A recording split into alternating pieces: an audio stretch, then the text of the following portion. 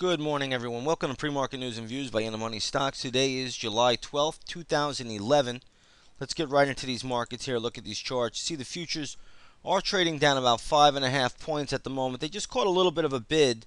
Some economic data came out. It was trade deficit data, which was a little bit worse than expected, but nonetheless, the market is getting a little bit of a bounce here. So we'll see how it plays out. Market up, that means the dollar could be pulling back a little bit. The dollar yesterday caught a huge bid higher. Today, the U.S. dollar index is up about 7 cents at the moment. You can see that big spike there, and we've pulled back off of that.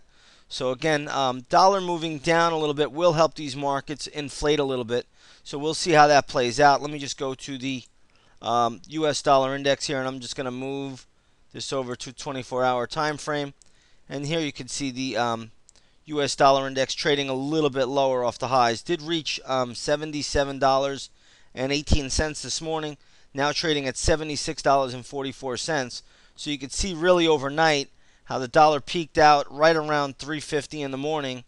And ever since that point has traded lower. So dollar down, market is helping to inflate these indexes. And you see the futures trading just down $3.50 now. So futures are continuing to move up, and we'll see how this all plays out today. Again, this is options expiration week, so expect a lot of volatility. So far, the markets have had a little bit of a pullback after that big expanded rally that we saw. So it's going to be very important to see how these markets play out the rest of the week. But you do have options expiration, which usually means for a lot of whipsaw action both ways in this market, to the upside and to the downside. You'll see that very common in the popular stocks as well.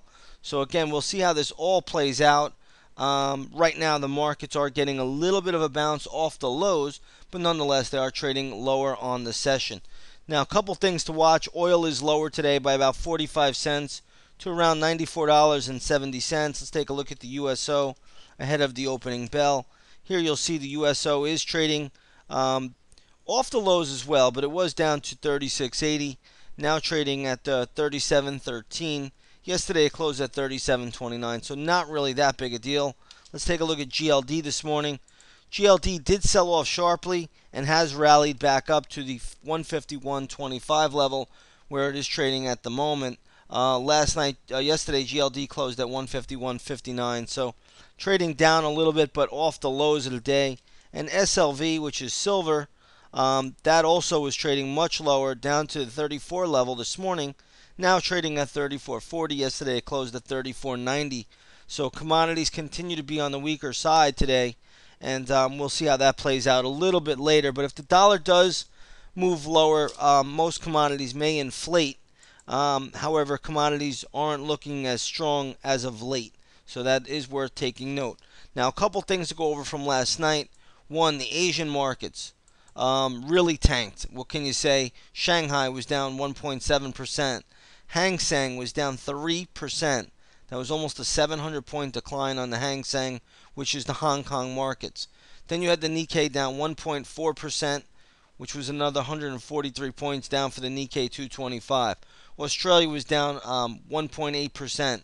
And you had the Sensex, which is India, down 310 points or 1.65%. But the big loser last night was the Hang Seng, which is the Hong Kong markets, down 3%. And the Shanghai and the rest of the major indexes in Asia was not a pretty picture, as the markets really got pummeled.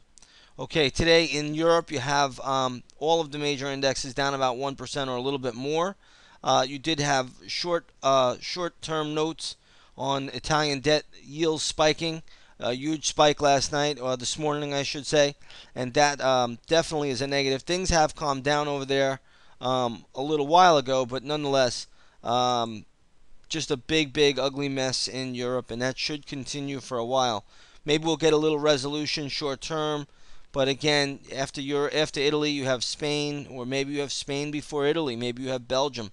It's just a wild card on what's going to be the next major country over there to need a bailout. And I don't know where the money's coming from now. I guess the IMF and the European Union can put up some more money, or maybe the Federal Reserve. I'm just not sure if they're just going to print the money, where it's all going to come from, and how it's going to be structured.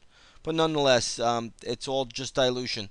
So in any case, that's what we're looking at for at the moment. You may want to watch some of these European banks, like Deutsche Bank, is catching a bit off the lows this morning. You also have STD, which is Santander, that is also catching a bit off the lows this morning. So these things are a little oversold now, and you can see down here, this is Santander daily chart, oversold. Even Deutsche Bank, which is probably one of the better names, this here is getting a little bit oversold as well. So these things may be due for short-term bounces, but it's still a very, very tough call with all that data that's going on over there, and the economic, what do you want to call it? I guess a contagion that's been going, or a domino effect that's been going on for so long. So we'll see how that all plays out. But again, this is a week where it's options expiration, a week for a lot of rumors, a lot of fake outs and headwinds in the news department. So just remember that and take it in stride. Okay, it's always best to remain a short-term trader during the week of options expiration. Okay, with that said, we've pretty much covered everything that I think we need to look at before the open, and we'll see how this market does play out. Right now you have the futures down 4.5 points, but nonetheless they are well off the lows, the overnight lows that were made about 3 o'clock in the morning. Okay, enjoy your trading day, everybody. We'll see you all on the charts at 9:30. Have a great day now.